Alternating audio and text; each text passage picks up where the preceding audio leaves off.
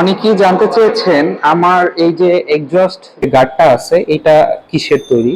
আমি একটু ক্লোজ ভাবে দেখাই।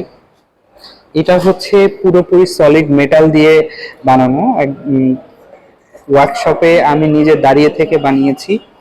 এখানে এই একটা পয়েন্টে এটা স্ক্রু দিয়ে লক করা, এই নিচের এখানে একটা স্ক্রু দিয়ে লক করা, আর এখানে তো আছেই।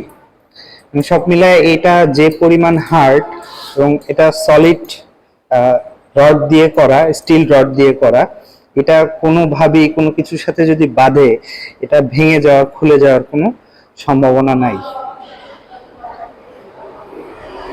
সো পুরো প্রসেসটা দেখতে পারেন।